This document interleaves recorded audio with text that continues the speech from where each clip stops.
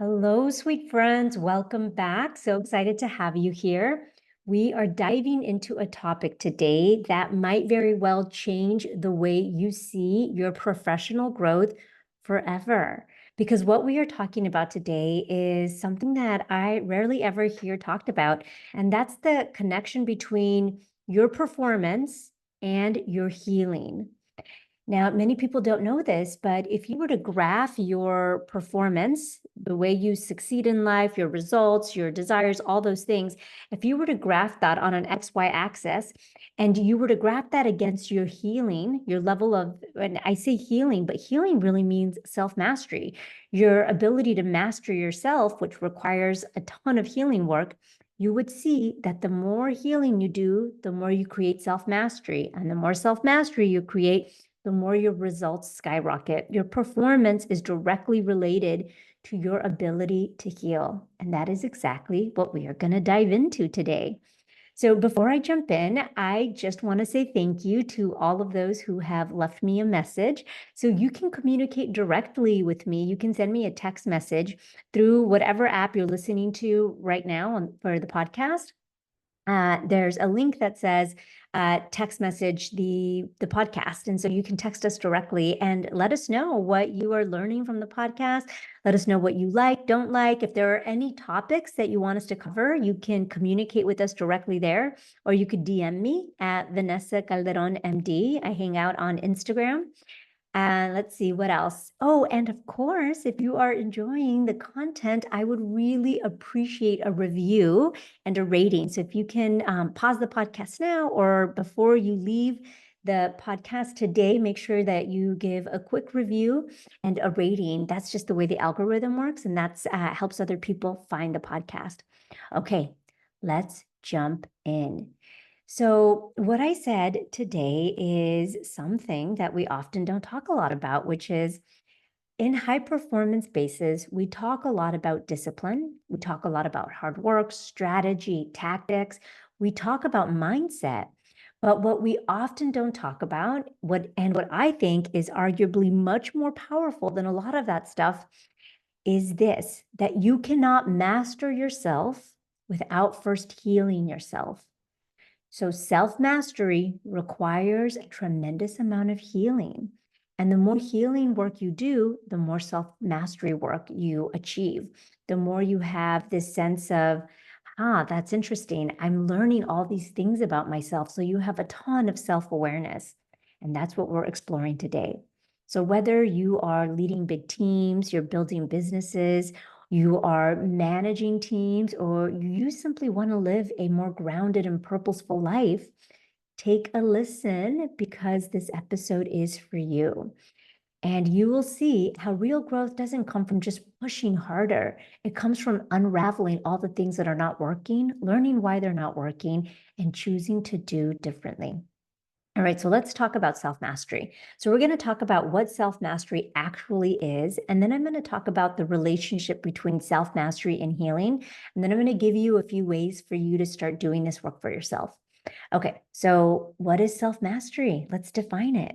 So self-mastery is not about becoming a robot. It's not about becoming very disciplined and stoic all the time. It's not about hustling or pushing really hard so that you can achieve the success you want to achieve.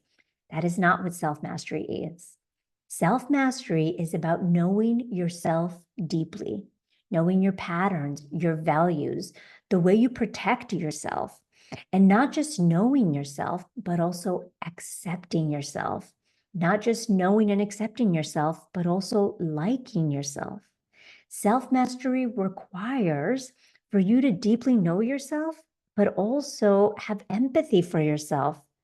Find yourself with that same level of kindness that you would offer your best friend. Self-mastery requires this unwavering sense of self-compassion. When you know yourself this deeply, when you have achieved self-mastery, you are then able to choose how you want to respond to whatever stimuli life throws your way. And this is self-mastery, the ability to pause before you react. This matters because your outcomes in life are always going to be a function of two things: whatever event life throws your way and how you choose to are.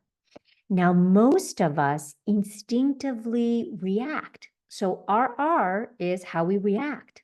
So our outcomes in life are based on whatever event life throws our way and how we're instinctively reacting. Now, when you are practicing self-mastery, that R switches up, that R up levels, and it becomes responding. So then your outcomes in life are not about how you instinctively react. Instead, they are how you thoughtfully respond to whatever event life throws your way. This is how you are able to speak from clarity instead of insecurity when you are speaking to crowds, to trust yourself even when the outcome might be uncertain. And here's the key: you can't truly master yourself if deep down you don't know yourself and you don't accept yourself. And acceptance is not mindset work. Acceptance is the result of healing. There's this really popular quote that's attributed to Frankl, to Viktor Frankl. And I'm going to paraphrase the quote because I don't have it in front of me right now. But I think it really speaks to this level of self-mastery. And the quote says, "Between stimulus and response, there is a space. In that space is your power to choose. Your power to choose. And in that space lies your growth and your freedom." So between stimulus and response, there is a space. That space is your power to choose ahead of time. How am I going to think about this? How am I going to feel about this before I respond? That is your space to thoughtfully respond.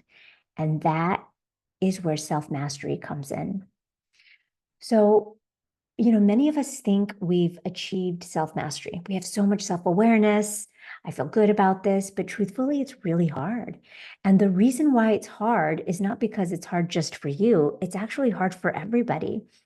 In fact, it just doesn't come natural to humans because of our evolutionary biology. So our evolutionary biology, our brains have evolved to keep us alive and to do that as effectively, efficiently as possible, as fast as possible. And because our brains have evolved to do that, they've also evolved a 5-to-1 negativity bias. This means that our brain focuses on the negative 5 times more than the positive. Now, if you think about our evolution, this makes a lot of sense because let's think about the carrot and stick example. If we didn't get the carrot one day, no big deal, we'll eat tomorrow. But if we got the stick, can you imagine if we turned the corner and there was a saber-toothed tiger there about to attack us, there would be no tomorrow. So to keep us alive, and because our human brain is incredibly resilient, it has evolved a 5-to-1 negativity bias. The problem is that negativity bias also includes what we perceive with ourselves. Whatever is negative within ourselves, we think about 5 times more than what we think is positive within ourselves. Even those people that you see walking around that tend to tilt towards more positive, the people that are always walking around with rose-colored glasses that see the world, like glass half full. By the way, I'm one of those people. I have general optimistic perception in the world. Even me, I have that 5-to-1 negativity bias, including the things with myself. And I have to constantly, every day, choose what I'm going to think, how I'm going to feel, how I want to train my brain. So I'm not always tilted towards the 5-to-1 negativity bias. Okay, so this natural negativity bias that the brain has, which all of us walk around with, paired with the common societal paradigms that we all have experienced, which is, like to work hard, or to succeed, you have to work really hard, or, all of the things that we say to ourselves, you can't, resting is lazy, whatever, everything you have heard out there. All of that has translated to common practices of us being incredibly hard on ourselves, especially when things are not going well. So what does this look like in real life? So the way this looks like in real life, and you might be able to identify with some of these examples, are things like, you procrastinate on something because you're not exactly sure how to start and you don't want to fail. So you don't want to start and do the wrong thing. So you just don't start at all. Or you procrastinate because maybe you know how to start, but you're afraid you're not going to be successful.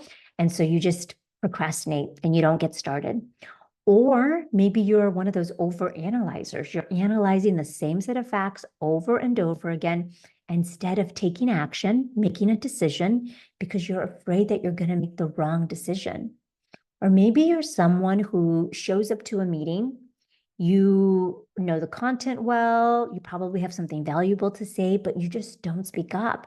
Or when you do speak up, you're terrified that you're going to be judged because you're afraid that what you have to say isn't valuable enough.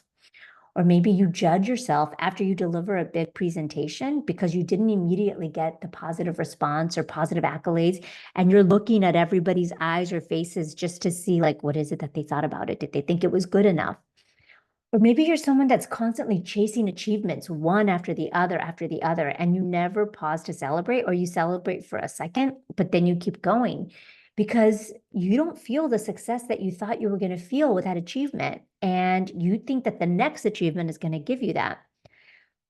Whatever it is that you do, I want you to notice that these are all real life examples of the way that our brain has sort of tricked us. It's trained us to be looking at all of the negative things all of the time.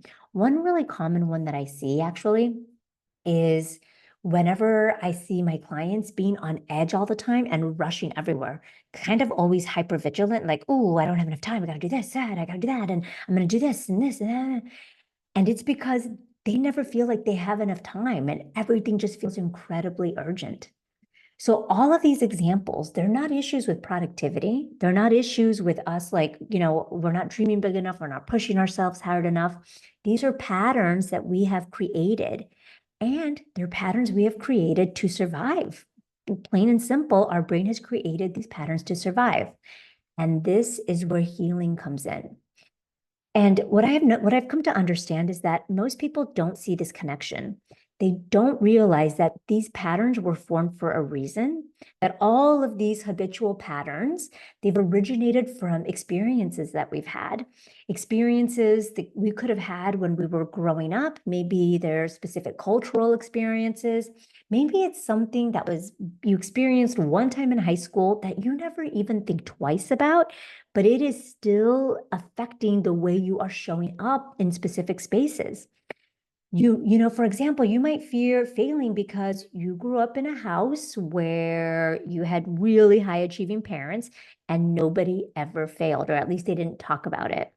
Or maybe you're really uncomfortable when somebody gives you an accolade or an acknowledgement because you were raised in a house where you had to be really humble and humility was everything and it was the most valuable thing. And so you push away any praise that you get. It's really hard for you to receive that. Or you have discomfort feeling emotions. I know that's a lot of us out there. We are really uncomfortable feeling emotions. And it could be for many reasons. You could have been told that emotions are a waste of time, that maybe you grew up in a house where if you ever cried, the adults in the house, maybe they said, I'll give you something to cry about if you ever cried. Or maybe your urgency came from always watching parents that were constantly hustling just to make ends meet. So I share that with you because I want you to notice that if you have any of these patterns are not the problem. These are not flaws, they're just strategies. They're just strategies that we have developed to cope. Our nervous system has developed these patterns to cope, and what we have learned is that these patterns have helped us. They've helped us succeed. So wherever you are today in life, we get to be grateful for these patterns that we've developed because they've helped us succeed. But here's the thing, that what has helped you succeed to this point today is likely holding you back from where you want to go. And herein is where healing comes in. Just because these patterns have really supported you and helped you succeed today, they are likely causing you a tremendous amount of suffering. And they are the reasons why you are being held back from your next level of growth. your next desire, the next thing you want to achieve. They're the reason why you're stuck at a specific income, or you're stuck at a job and you want a promotion, but you're so afraid to ask for it. These are the reasons why. And this is also why healing is incredibly essential, because once you are able to identify the root cause of the pattern, why is it that I have this pattern? Why is it that I notice that I'm people pleasing, but only to this group of people? I don't people please over here, only here. Why is that? When you're able to identify the root cause, then you can create the exact right solution for you. And that helps you move forward. That activates you and gets you back on your feet and moves you forward towards what you desire. Now, this does not mean you have to go to therapy for years and years and years. Listen, I have no shade on therapy. I think therapy is amazing. But this doesn't mean you have to excavate every memory. In fact, all you need to do is understand the origin of your reaction. That's it. What is the origin? What is the root cause? This is exactly the work I do with my students. All the work I do with my clients is this work right here. We notice a pattern that is not giving them the results they want in life. Maybe they have become very kind of saddled because of perfectionism. They're so afraid to take any action. They've paralyzed themselves because they want this outcome to be perfect. We are able to dissect the exact root cause for them, because we all have different reasons why our perfectionism shows up. We're able to dissect the exact root cause for them of why they're procrastinating, or why they're being paralyzed by perfectionism.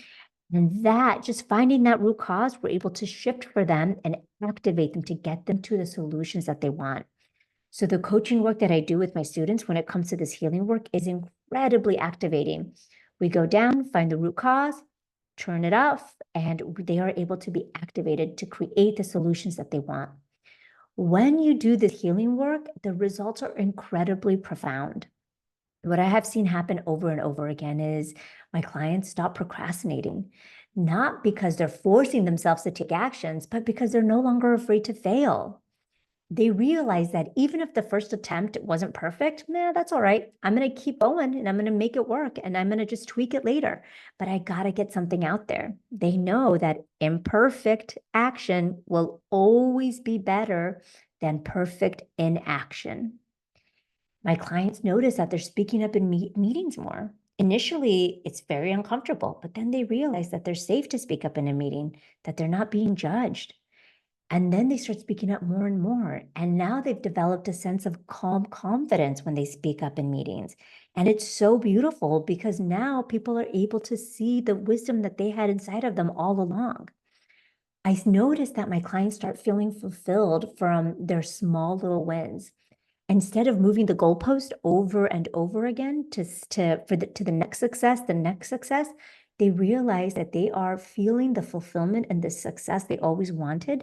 They are able to experience that deeply in their body now, today. That is powerful work. And I've noticed that they stop overanalyzing, they're able to make decisions faster. And when they do that, when they make decisions faster because they're now trusting their intuition, their inner wisdom, it frees them up to have more time because they're now not wasting time overanalyzing. And I think one of the most profound results I see with this work is, and I said this in the beginning, that this work requires you to not just get to know yourself, but to like yourself, to accept yourself. And that is what's possible when you do this healing work. You find that you are kinder to yourself. You give yourself so much more grace. You're so much more compassionate towards yourself. The words that you say to yourself are nice and they're kind, and you enjoy being with yourself. And as a result, you now show up that way for everyone around you. You're kinder to them. You're more compassionate to them. You give them more grace. All of this work together, ultimately, at the end of the day, what it makes possible for you is a new level of inner peace, of equanimity. And in my experience, that's what most people want at the end of the day. They want to experience fulfillment. They want to experience peace. They want to experience equanimity. And that's what this work does. That's why I think this work is so powerful, so profound, because until we do this healing work, there are going to be all of these little things in our subconscious that are holding us back from us reaching our potential. This has been shown over and over and over again in studies that until you do this work, you are going to be stuck because you are not really getting to the root cause of what's holding you back. And every time you do a little bit of healing work, it elevates you and it elevates you and it elevates you. It elevates your consciousness. It's powerful stuff. All right, so how can you start doing this work for yourself? So if you want to begin, if you want to try to do this for yourself, I'm going to give you one entry point, maybe two, that I find that are really helpful. One, you can start noticing where you are not getting the results that you want in life. Maybe it's a career result, maybe it's a relationship result, maybe it's something in your business. And so you want to notice, where am I working really hard, but I'm still not getting the results that I want? Or where am I working really hard, but I still feel unfulfilled? Where am I doing all the right things, but I still feel stuck? Okay, so that's a good place to start. So you can ask yourself those questions and see what comes up. Or if you want, you might want to check in with your feelings. Like, where am I feeling these feelings that are not pleasant for me, like resentment or frustration or irritation or guilt? These feelings, they're all breadcrumbs that are going to lead you to a deeper truth. So either you ask yourself, where am I not getting the results I want? And you do those questions, or where am I noticing these feelings that are just unpleasant? Where am I noticing these feelings coming up for me? So what you want to do is you want to start by getting really curious. Okay, so you ask yourself those questions, get really curious, and then you want to notice what patterns are causing these results. What patterns are causing you to not get the results you want or to experience these feelings? What are those patterns? And what you want to ask yourself is, what are these patterns protecting me from? What are these patterns protecting me from? All right, sweet friends, we covered a lot today, and I just want to leave you with this. I want to remind you that healing work and self-mastery work are not two separate paths. Healing work is not for people that are broken. It's for people that want to ascend, that want to elevate, that want to do this, that want to live a life of consciousness, of elevation, of incredible self-mastery. That's what's possible when you do the work of healing. They are one and the same, because the more you heal, the more masterful you will lead, the more masterful you will create, and the more you will achieve a level of self-mastery. The more healing you'll create for not just you, but now for everyone around you, by your ways of being, by the way you show up, by your example, for you, for your family, for your children, for your team, and for the world. And a reminder, I said this earlier, but I'm going to say it again. We all have healing work to do, all of us. I've been on this journey for over 10 years, and I am 100% sure that I still have other stuff that I'm healing. Every day I'm going to uncover something new, and it might not be every day. It might be once a month, a couple times a year, whatever it is, but we all have healing work to do. And just because we have healing to do, it does not mean that we are not already whole, because we are. We are all incredibly whole and complete. We are whole and complete. And this work is not because we're trying to achieve some level of wholeness or perfection. Absolutely not. This work is just to help remind us that we are already whole. Every time we do this work, we remind ourselves that we are already whole and complete. All right, sweet friends, I am going to leave us there, and I will see you all next week. Adios.